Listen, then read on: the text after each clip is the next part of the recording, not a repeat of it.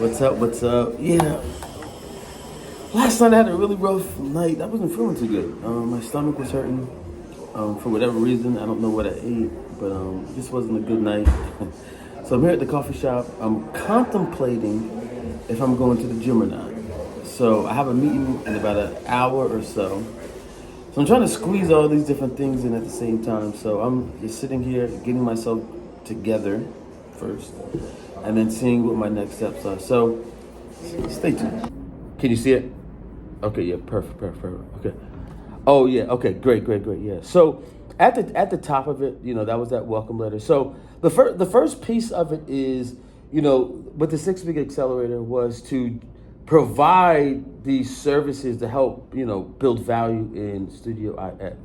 So so the first thing we did was conduct the team and client assessments, which was including for the clients. And the notes that I have down is that I got information from the team, which was cool, and then but we didn't get any surveys from the clients because no one responded, and that that was their choice. So did that make sense? Okay, yeah. So yeah, they never got back to me, and that was important because that leads me to like the next thing is like how, because my goal was to be able to touch base with them and then help them see if we can upsell them into something else, see if we can get some either a referral, just to see if there was any more value we can offer them to again serve them, which in turn increases the valuation. So that was like a really critical piece of that puzzle. That was a critical piece of the puzzle. Then the next thing we did was we performed that operational audit of the back office function. So I'm actually gonna. So the next thing we did was that, and that was basically when you gave me all the information about your tech stack and the workflow. And it was a really, really clear understanding on like how you ran your business. The one thing that I don't know if you had a chance to read this, but the one thing that came back from the surveys, and this is something you should think about as you're moving forward with the new owner, is the fact that we just wrapped up our 6-week accelerator, and So what I did, what you saw me in that last segment, is I was just doing an exit interview, making sure. What I did was I walked through the total engagement letter line by line, just to make sure, we delivered on everything we said we were going to deliver on, and we did. And also able to get feedback. Excuse me. Also able to get feedback. One of the things that he said for feedback, in terms of feedback, was like, man, your emails were were long. I thought that was funny because my emails are very thorough, and I was saying to him, I wrote my emails like that is because when I'm dealing with remote coworkers or remote teams, over communication is always better than under communication and no clarity. I'd rather you say, hey, these emails are too long, can you shorten them up, and then I can work accordingly than not being clear in my communications. So that was a good piece of feedback. I'll be a little bit more aware when I'm sending out emails, especially if they're instructional emails. Like I need this, and this. Like, and I need to be clear as possible.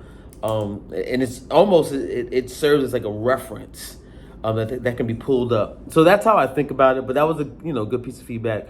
And then also, what I'm doing right now is I'm just going back over everything, seeing what I can learn from it.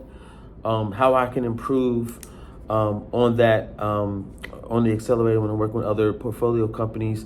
And thankfully they were able to sell. It didn't go the way, to be honest with you, it didn't go the way I anticipated from the beginning. And one of the things that I wrote down that I learned is the fact that, when you're working with a seller, when you acquire and looking, like their interests can change at any point. Like it may start off like, hey, yeah, we want to build this up. And build out enterprise value. But then what happened with this situation, they were like, hey, I don't know their personal situation, but they just went for like more of an acqui-hire deal, where they basically were folded into another company, which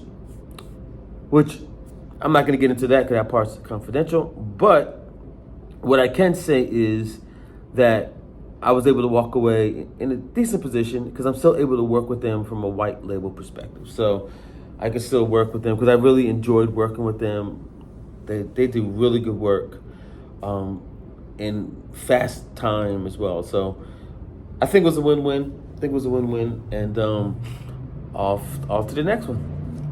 So after my meeting, I'm spending some time doing some really deep research, and I'm trying to answer one question: how can the infrastructure that we're building here at TFX, how can we help private equity firms, M&A firms, be exceptional capital allocators, meaning that they're able to take the capital and they're able to turn $1 into 10.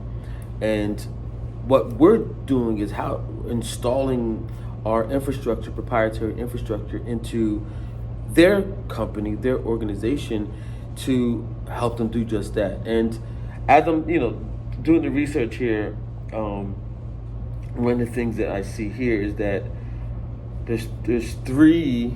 Here, let me pull it up right here. I just actually wrote it down.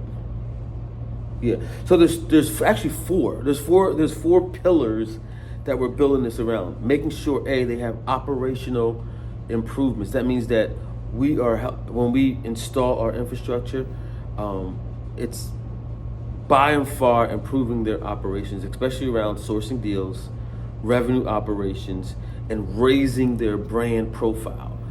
That's the flywheel that we're building into, like for them to be like super sophisticated in their capital allocation and focus on doing excellent due diligence and also exit planning, or their hold strategy, whatever their hold strategy is. Then the other one is like helping them make sure that when they do bring in their portfolio company, they're creating as much value as possible as well. Why that's important is because you don't want to waste resources on when they acquire the company. They don't want to waste resources spinning their wheels on things that should just be work efficiently. So that's the second one. The other one is like helping them improve their profitability, and then also giving them a competitive advantage. That's the main one, giving them a competitive advantage, because there's so much capital out there, even though it's not moving like it used to move, but there is a lot of capital out there, and companies can choose. Companies now have more information to choose who they want to work with, who they want to partner with, who they want growth equity from. So with our infrastructure, we have a box that we're looking as far as like what's our target private equity box, and it's more, on the lower tier, not the big like billions of dollars under management. We're not there yet, but below those tiers, that's where our sweet spot is, where they have small teams, capital under 10 million, and they're looking to license out an infrastructure that they can just plug into their system without having to hire full-time employees, which saves them so much money. So this is cool, having the time today to really go deep in that, because this week I wanted to get to it, but I just wasn't able to get to it like I am now, like doing some deep research, putting that all together, and then also being able to organize the information in a way so the value of what we're offering is going to be communicated. And on the other side of this is what we're using inside of our portfolio as well. So it's like it has this twofold mission of like, this is something that we're going to be using in our portfolio, and then we can license it out, or we can partner with people to use it in their portfolio. So that's what I'm doing today. I have about an hour or so I'm going to be here, and then we were going to go out this evening, but I don't think we are because thunderstorm.